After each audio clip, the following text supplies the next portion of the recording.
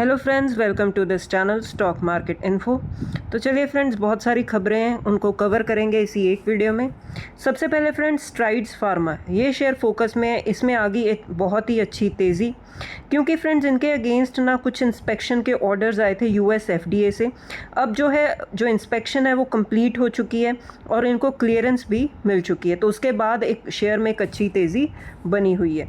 उसके बाद फ्रेंड्स एक म्यूचुअल फंड का जो कंपाइल्ड डेटा है पिछले 5 साल का, वो सामने आया, जो हमें ये बताता है फ्रेंड्स कि म्यूचुअल फंड इंडस्ट्री जो हम ग्रोथ देख रहे हैं वो क्यों है। मतलब रिकॉर्ड डेटा सामने आया है, मतलब बहुत अच्छी इन्वेस्टमेंट हो रही है, सिप हो रहे हैं, आप ये बोल सकते हो, इनफ्लो आ रहा है। तो इसके चलते फ्रेंड्स आप म्यूचुअल फंड इंडस्ट्री की जो कंपनीज़ होती हैं, एएमसी कंपनीज़ होती हैं, उसको आप फोकस में रख के चल सकते हो, ट्रैक कर सकते हो। अगर डेटा देखें फ्रेंड्स, तो जो टोटल AUM है वो 143% तक जो है इंक्रीज़ हो चुका है, और ये पिछले 5 साल का डेटा है। अगर आप इक्विटी AUM देखो तो उसमें 224% की जो है ग्रोथ निकल कर सामने आई है। वहीं पैसिव AUM अगर आप देखो तो 324% की ग्रोथ सामने आई है 5 साल में। तो पिछले 5 साल में इस इंडस्ट्री ने इतनी अच्छी ग्रोथ दिखाई है, और इक्विटी सेगमेंट में भी अगर आप देखें तो बहुत ही अच्छी फ्रेंड्स ग्रोथ निकल कर सामने आई है। तो ऐसे इसीलिए मैंने आपको बताया कि AMC कंपनीज़ को आप फोकस में रख के चल सकते हो। उसके बाद फ्रेंड्स ट्रैक्टर वाली कंपनी है स्कॉट कुबोटा, ये आने वाले टाइम में फ्रेंड्स प्लान कर रहे हैं कि 2000 करोड़ की इन्वेस्टमेंट करेंगे अपनी एक नई फैसिलिटी में, जिसमें ये 60,000 ट्रैक्टर्स जो हैं वो बिल्ड करेंगे। तो एक्सपेंशन आप बोल सकते हो, केपेक्स बोल सकते हो, ये कंपनी कर रही है। तो इसके चलते आप फ्रेंड्स इस कंपनी को नोट डाउन करके चल सकते हो, जिसका रिफ्लेक्शन हम आने वाले टाइम में क्वार्टर के रिजल्ट्स में देखेंगे। उसके बाद फ्रेंड्स एक बहुत ही अच्छी न्यूज़ आई है, लेकिन फ्रेंड्स ये न्यूज़ जो होगी आपको लॉन्ग टर्म अप्रोच के साथ जो है स्टडी करनी पड़ेगी। वो है रिलायंस इंडस्ट्रीज़। रिलायंस इंडस्ट्रीज़ ने फ्रेंड प्रपोज किया है कि आने वाले टाइम में वो 2.73 लाख करोड़, मतलब बहुत बड़ी ह्यूज इन्वेस्टमेंट जो है फ्रेंड्स ये करना चाहते हैं या करेंगे। किस चीज़ के लिए? For underground coal gasification complex. तो ये पहली बार न्यूज़ आई है? नहीं फ्रेंड्स, ये पहले भी आ चुकी है, एंड आई गेस 2-2.5 महीने पहले मैंने ही इसी चैनल पर वीडियो बनाकर ये न्यूज़ कवर की थी कि रिलायंस और NLC इंडिया ये पार्टनरशिप कर सकते हैं इस चीज़ के लिए, मतलब कोल गैसिफिकेशन प्रोजेक्ट के लिए। और ये 30 ईयर की इन्वेस्टमेंट है फ्रेंड्स, मतलब छोटी मोटे टाइम पीरियड की बात नहीं हो रही, बहुत ही लंबे टाइम पीरियड की बात हो रही है।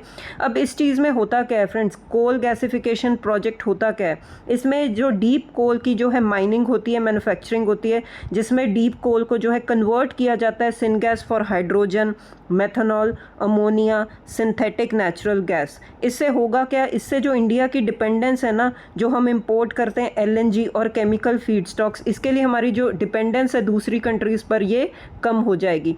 बेसिकली फ्रेंड्स सेल्फ रिलायंट बनने के लिए गवर्नमेंट जो स्टेप्स लेती है वही चीज़ें हमने देखने को मिल रही हैं कि आने वाले टाइम में जो ये बड़ी बड़ी कंपनीज़ होती हैं यही इस प्रोजेक्ट में सामने आती हैं और इन्वेस्टमेंट करती हैं। तो ये लंबे टाइम पीरियड के लिए फ्रेंड्स ये चीज़ें आप मतलब इसको स्टडी कर सकते हो। आने वाले टाइम में इसका डायरेक्टली हम इम्पैक्ट फ्रेंड्स हम किस पर देखेंगे, हमारी GDP पर और ग्रोथ पर।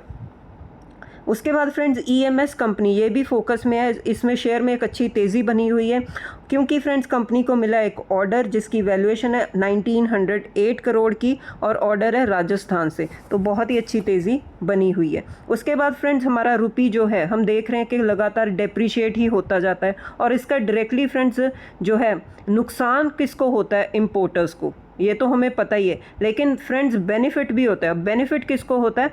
एक्सपोर्टर्स को। और एक्सपोर्टर्स में से भी फ्रेंड्स वो कौन से एक्सपोर्टर्स होते हैं जो एक्सपोर्ट करते हैं, जैसे कि IT सेक्टर अपनी सर्विसेज एक्सपोर्ट करते हैं तो उनको फ़ायदा मिलता है, फार्मा सेक्टर को फ़ायदा मिलता है, या आप ऑटो सेक्टर भी बोल सकते हो जो एक्सपोर्ट करते हैं, ज़्यादातर उनका रेवेन्यू एक्सपोर्ट से आता है, या ऐसी बहुत सारी कंपनीज़ हैं जिनका major source of revenue export से आता है, तो उन कंपनीज़ को फ़ायदा मिलता है। लेकिन अब ये फ्रेंड्स नुवामा की तरफ से ये रिपोर्ट आई है कि ये जो फ़ायदा इन्हें मिल रहा है एक्सपोर्ट से, ये थोड़ा सा कम हो सकता है, फेड हो सकता है। कब? Second half of financial year 27। तो वो सारी कंपनीज़ फ्रेंड्स जो एक्सपोर्ट के थ्रू रेवेन्यू अर्न करती हैं उन कंपनीज़ को आप ट्रैक कर सकते हो। नेक्स्ट है फ्रेंड्स, एक न्यूज़ निकल कर सामने आई है, रिपोर्टेडली ये सोर्सेज की तरफ से आई है कि जो NSE है जिसका हम देखेंगे कि IPO भी आने वाला है, वो सेबी की तरफ से परमिशन जो है देख रहे हैं या वो लेना चाहते हैं। किस चीज़ के लिए? ताकि उनके जो शेयर्स हैं उनके ही प्लेटफॉर्म पर जो है उसकी ट्रेडिंग हो, मतलब इसके लिए परमिशन लेनी होती है, तो वही NSE चाहता है। और इसके लिए फ्रेंड्स जो IPO के लिए वो रोड शोज़ कर रहे हैं, इसका जो इंटरेस्ट इन्होंने अपने इन्वेस्टर्स को, इसी बात का जो है इंटरेस्ट उन्होंने इन्वेस्टर्स को शो किया है। तो ये कुछ चीज़ें निकल कर सामने आ रही हैं जिसकी वजह से हम देख रहे हैं कि BSE में भी गिरावट बनी थी।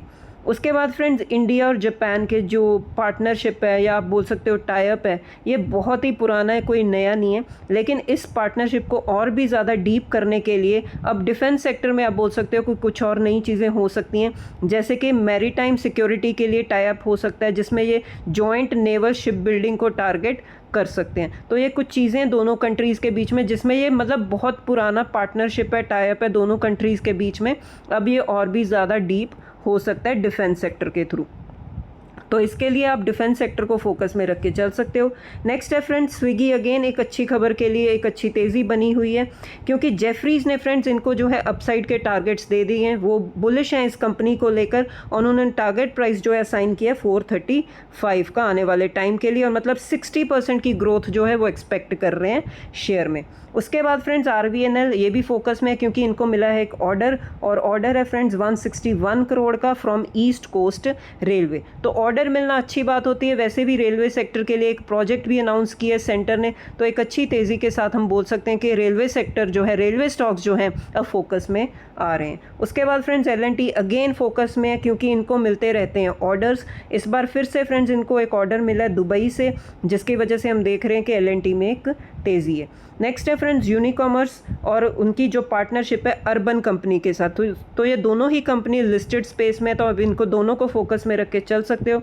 जिसमें फ्रेंड्स पार्टनरशिप में क्या है, जिसमें अर्बन कंपनी की जो ऑपरेशंस है, बिजनेस ऑपरेशंस हैं UAE और सऊदी अरेबिया में, उसके रिलेटेड ये पार्टनरशिप है। तो आप इन दोनों कंपनीज़ को फोकस में रख के चल सकते हो। नेक्स्ट है फ्रेंड्स LIC, इनको मिल चुकी है RBI से परमिशन, और परमिशन किस चीज़ की है फ्रेंड्स, HDFC बैंक के में जो ये इनका स्टेक है वो इंक्रीज़ करना चाहते हैं, जिसके लिए इनको परमिशन मिल चुकी है। स्टेक था पहले 4.11%, जो अब इंक्रीज़ होकर वो चाहते हैं 10% तक करना चाहते हैं। तो इसके लिए फ्रेंड्स दोनों ही कंपनीज़ को आप फोकस में रख के चल सकते हो। नेक्स्ट है फ्रेंड्स KFin टेक्नोलॉजीज़, इसमें थी ब्लॉक डील, और ब्लॉक डील की वैल्यूएशन आप देख सकते हो 1400 करोड़ है, जिसमें जो जनरल अटलांटिक है ये बोला जा रहा है कि इन्होंने अपना जो स्टेक है वो सेल किया। उसके बाद फ्रेंड्स गोल्डमैन सैच, इन्होंने इंटरेस्ट शो किया और इन्होंने स्टेक बाय किया फ्रेंड्स नई लिस्टेड कंपनी शिप रॉकेट। बहुत ही अच्छे प्रीमियम के साथ कंपनी ये लिस्ट हुई थी, बहुत ही अच्छी न्यूज़ के साथ ये कंपनी फॉर्म में चल रही है। अब एक अच्छी खबर और आ चुकी है, जिसमें हम देख सकते हैं गोल्डमैन सैच ने मतलब इस कंपनी में जो है स्टेक लिया 53 करोड़ का। तो बहुत ही अच्छी खबर है इस कंपनी के लिए, और कंपनी ने IPO लिस्टिंग के बाद ही बहुत ही अच्छी तेज़ी शो की है। उसके बाद फ्रेंड्स गोल्ड वाली जो गोल्ड लोन वाली कंपनीज़ हैं वो लगातार जो है तेज़ी दिखा रही हैं। क्यों? क्योंकि गोल्ड में फ्रेंड्स बहुत बड़ी तेज़ी बनी हुई है। आप देख सकते हो गोल्ड बीज भी जो हैं, जिसको हम बोलते हैं गोल्ड ETFs, उसमें भी लगातार एक अच्छी तेज़ी बनी हुई है, जिसके चलते जो गोल्ड लोन वाली कंपनीज़ हैं जिसको डायरेक्टली इसका फ़ायदा मिलता है वो एक अच्छी तेज़ी में है। अब रीज़न क्या है फ्रेंड्स, रीज़न क्यों गोल्ड इतना तेज़ भाग रहा है? क्योंकि फ्रेंड्स जो US की जो ट्रेजरी यील्ड्स हैं, जिसको आप बोल सकते हैं गवर्नमेंट सिक्योरिटीज़ आप बोल सकते हो या US बॉन्ड्स बोल सकते हो, पहले वो बहुत ज़्यादा इंक्रीज़ हो रहे थे, क्योंकि बहुत ही ज़्यादा जो पैनिक वाली सिचुएशन बनी हुई थी क्रूड ऑयल के इंक्रीज़ होने के चलते, वो 1-2 दिन से थोड़ी सी कूल ऑफ हुई है, जिसकी वजह से जो US के ट्रेजरी बॉन्ड्स हैं उसका जो रेट है वो नीचे आया। जो रेट्स ड्रॉप हुए हैं इसकी वजह से हम देख रहे हैं कि गोल्ड में एक अच्छी तेज़ी बनी, जिसकी वजह से गोल्ड लोन वाली कंपनीज़ में जो है अच्छी तेज़ी बनी हुई है। तो ये कुछ रीजंस हैं फ्रेंड्स जो गोल्ड में एक तेज़ी लेकर आ रहे हैं। तो ठीक है फ्रेंड्स, वीडियो में इतना ही, अब मिलते हैं नेक्स्ट वीडियो में। Till then bye bye.